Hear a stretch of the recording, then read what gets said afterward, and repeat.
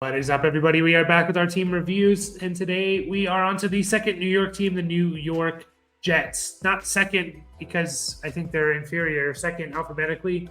Um, that New York Jets, a lot of changes. They're kind of going for it. They're going all in to try and win it all. Do you think they have, I don't know, a decent chance to make a deep run, or do you think it's Yeah, all gonna you look at crumble? the AFC East is pretty loaded, and if you look at the Jets' first 6-7 weeks, you're going, yeah, they either if they come out of that smelling like a rose or 500 or something like that, they could be okay. I get I get a little worried. I get a little worried about, and this applies to the Jets and the Detroit Lions. That all this media hype about your team and what they should do, and they're going to the Super Bowl and all this other crap. And some of this stuff doesn't work out too well, man.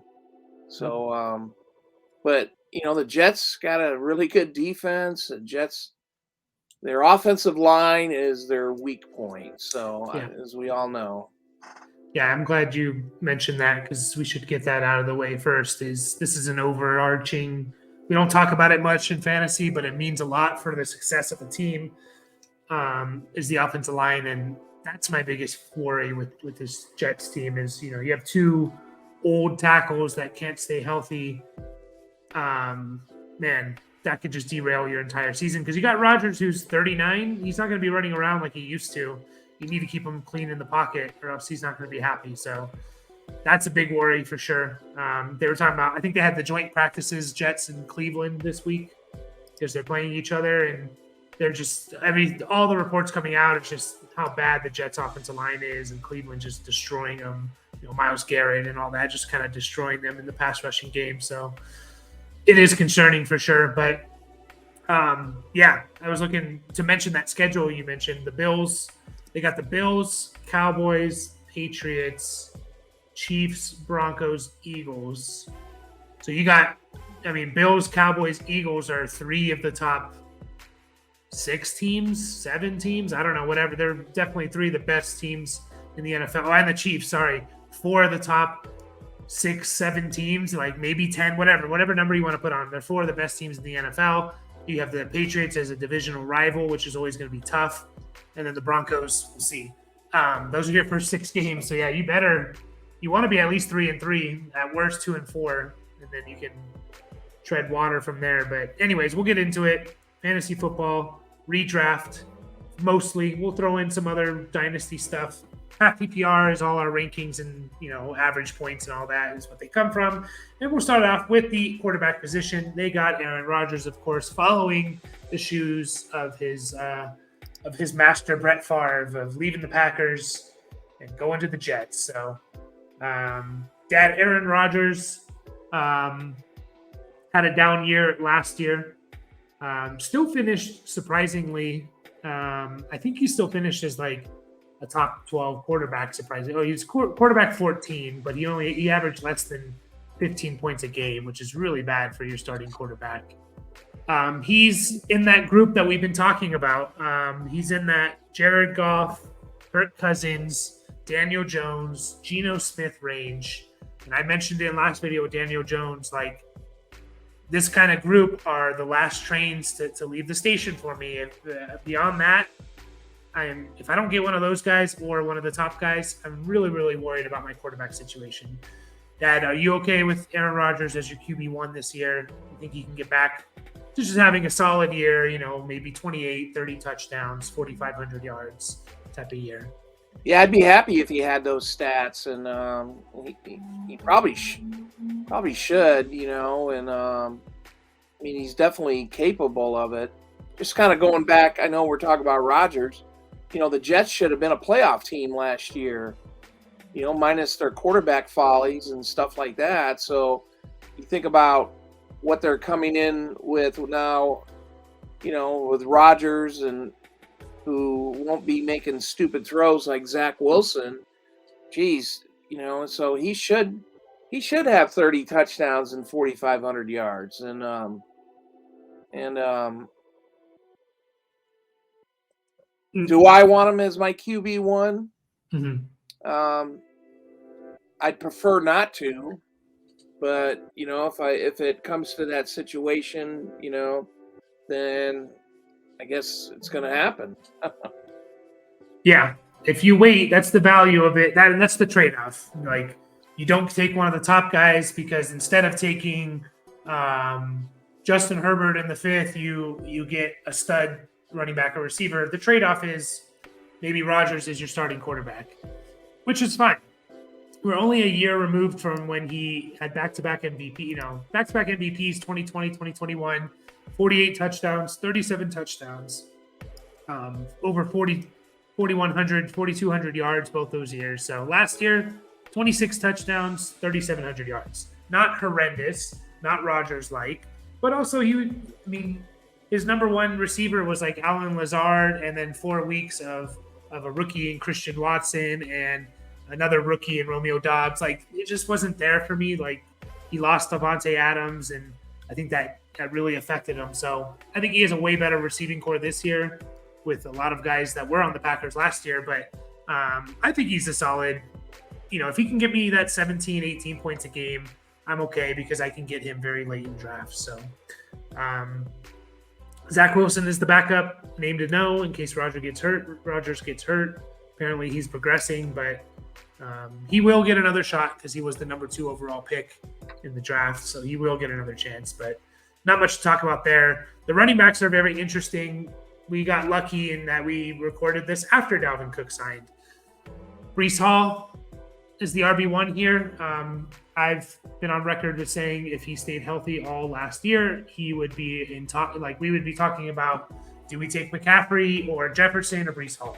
Like, that's going to be the conversation.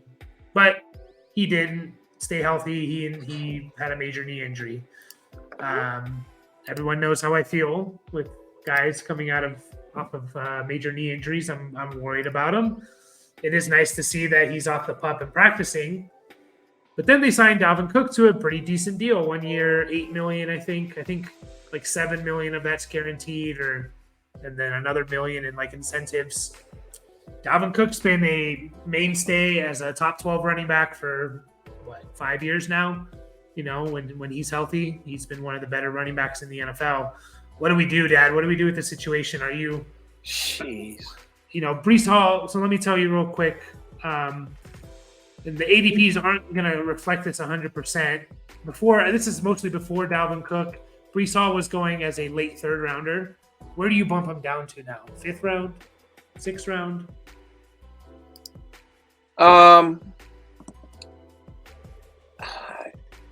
Yeah, I don't know. I don't know. The best I can come up with, there's going to be a 50-50 split in touches. So if you want to think about it, go back and look at Javonte Williams and Melvin Gordon 2 years ago with the Denver Broncos, and I think they both had 200 carries apiece.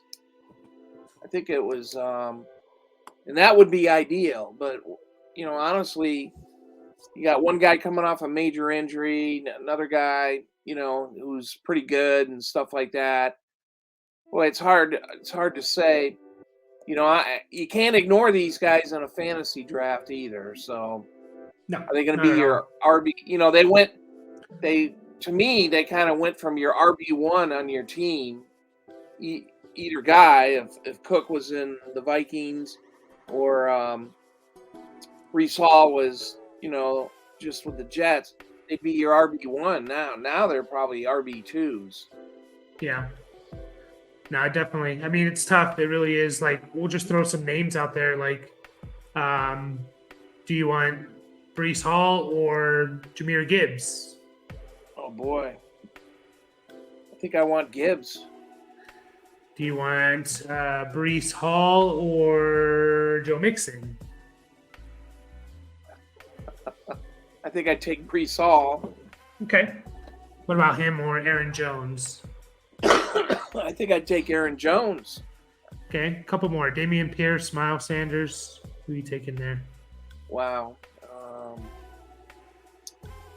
I think I kind of like Miles Sanders this year, so I would take Sanders. So you're in that late But- 4th round range. Yeah, it is really, really tough. I do think Brees Hall is the better player at this point in their careers.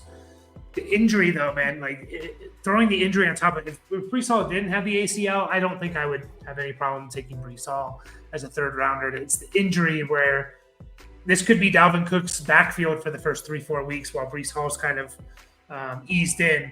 Another thing to keep in mind is Dalvin Cook is not practicing. He's recovering from a shoulder surgery. So there's still that too. There's that, and then there's some legal stuff potentially, but I don't think that's going to play out. But he's not practicing for another week at least, so keep that in mind. And Brees Hall just started practicing, but yeah, you mentioned the Denver Melvin Gordon Javonte situation in 2021, which to the T, it was like a 50-50 split from the carries to how many yards to how many catches, snaps. And Nathaniel Hackett, he wasn't on the Broncos at that time, but he is known for having 2 running backs kind of in his offense, like a 1A, 1B. Look at Green Bay with A.J. Dillon and Aaron Jones, or Jamal Williams even. So the question is it going to be a 50-50 like an Aaron Jones, A.J. Dillon, where Aaron Jones is going to have a lot more value because he catches the ball and gets more valuable touches, whereas A.J. Dillon's kind of the battering ram? Or is it going to be like the Denver 50-50 split where it was Melvin Gordon, you get this drive. Javonte, you get this drive. And I hope it's more like that if it is a 50-50 split, because I think both the guys can succeed in that. You can get 2 top 20 guys, in my opinion, if you get a full drive. But if it's more like the Green Bay one, it's going to be tough. I don't know. I think I see it playing out as Dalvin Cook's going to be the better player in the first few weeks.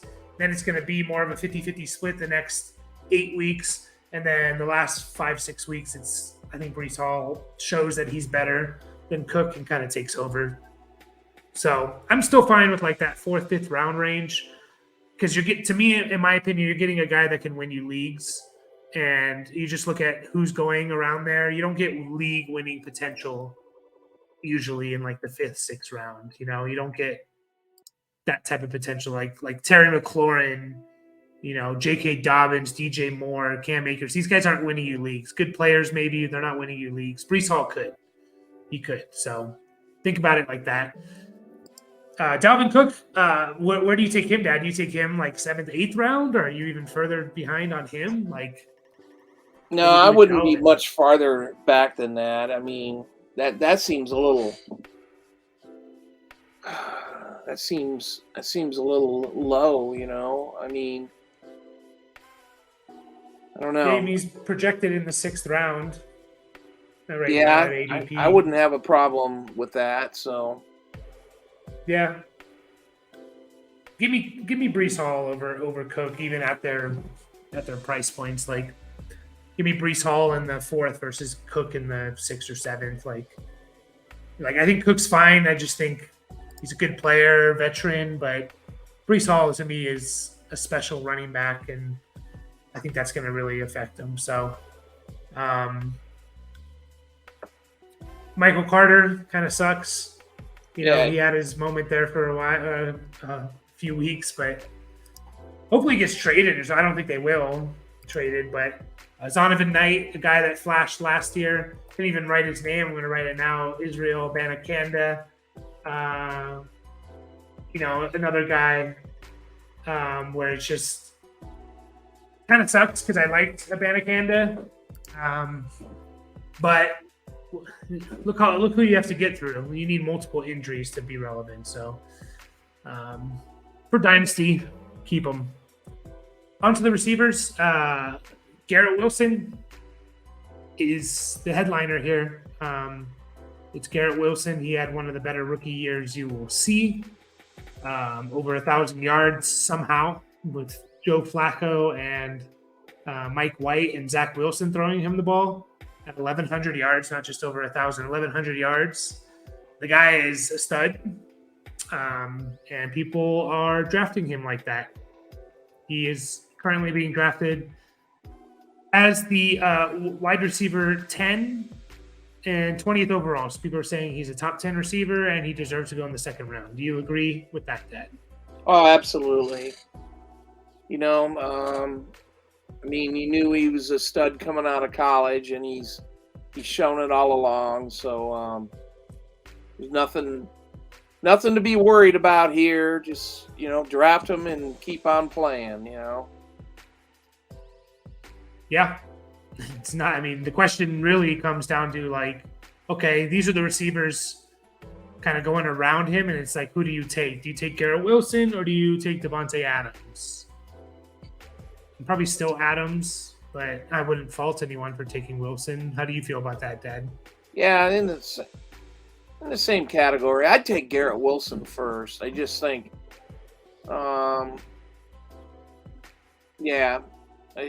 younger, better. I just say I'll take the younger guy. Everybody likes, new stuff. So, yeah. What about Garrett Wilson or Amon-Ra St. Brown? Boy, now you're boy, I gotta go St. Brown. I lean towards Detroit, of course. So, yeah. Well, here's what I'll say about that. I'm not going to fault anyone for taking St. Brown over Garrett Wilson. PPR, it's, I think, a little easier to go Amon-Ra St. Brown. Half PPR gets a little different. But what I will say is I think Garrett Wilson has like top 5 receiver, top 3 even potential finishing top 3, 5 without injuries to guys. I don't see that for St. Brown unless a lot happens unless he has a big touchdown year or injuries happen to other receivers. So that's where I slightly lean Garrett Wilson, but they're both so good. Like, I watched Garrett Wilson in practice though, and his cuts are so violent. Like when he cuts, I'm just like afraid that knee is going to get blown out. I don't want it to happen. I don't want to will it into, but man, it's just like he has he hurts the ground when he cuts essentially. Like, but yeah, I mean, yeah, he's a stud. Not much behind. Like Allen Lazard, I think, is the only other Jets receiver really being drafted. I think he's going in like the 12th round. Aaron Rodgers' buddy. I've never liked Allen Lazard. To me, he's a tight end in the receiver position. You just look at his production: 40 catches, 500 yards, 8 touchdowns. 60 catches, 780 yards, 6 touchdowns. These are kind of tight end numbers. Like, he's very touchdown dependent. But is he going to play that role in this offense? So, Dad, are you any interest in Lazard, like taking a shot on him in the 12th round or 13th round? No, not really. I've never been very high on him. I don't know why. There must be something about him. He must run the right routes and be in the right spot for Rodgers to like him. Because athletically he's not off the charts. He's pretty good. I mean, let's face it. I mean, the Jets wouldn't have given him any money, but they did. They gave him quite a bit of money. I thought it was over $40 million or something ridiculous. Yeah. But thank you, Aaron Rodgers. Huh? Thank you, Aaron Rodgers. He should be. Yeah, no kidding. He must do something right. And, being in the right position, and he just doesn't get. He doesn't seem to get the volume. Even last year in Green Bay. Yeah. It's just a lot of people were high on him too last year. I don't understand. I know he's next. I don't understand why Corey Davis doesn't get more hype. I mean, there's a guy drafted really high and everything else. It's just that I don't know. It's never materialized. Yeah, I'm never excited about Lazard. Like, if you want to take a shot on him, 12th round, whatever, he's going to need to catch 8+ touchdowns to be even start worthy. Corey Davis, you mentioned it. Like, I hope he has a bigger role on this team. Like, because I think he's better than Lazard. I think he's better than Randall Cobb, obviously. Miko Hardman has his role on this team. They're very different roles. But I think Corey Davis, like, could be the second best receiver on this team. And I don't hate it. Like, I'm not going to draft him. He might be a waiver wire guy, high draft pick. Never panned out. He had one good season/stretch with the Titans, another decent season. But beyond that, he started off all right with the Jets in 2021. Then he got hurt and all that. But like, he could play a role in this offense, I feel like. And I hope he does. I don't want to see Lazard. I want to see Corey Davis. There's a little bit of potential there. So probably not draftable, but if you want to take a shot on like your last pick, go for it. Miko Hardman, Randall Cobb.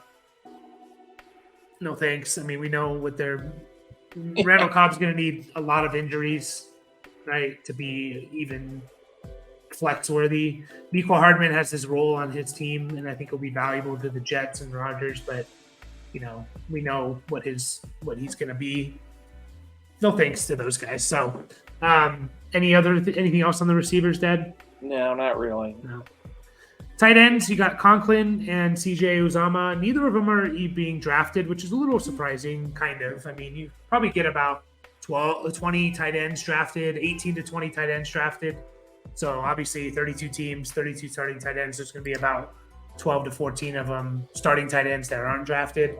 Conklin has been like, he's flashed in a couple times in the last couple years. He's been like a streaming tight end the last couple years. Tight end 16. My tight end's on a bye. I'll pick him up. It gives me a little bit of hope. It's like, all right, he's been tight end 16 with horrendous quarterback play. Can he get to that top 12?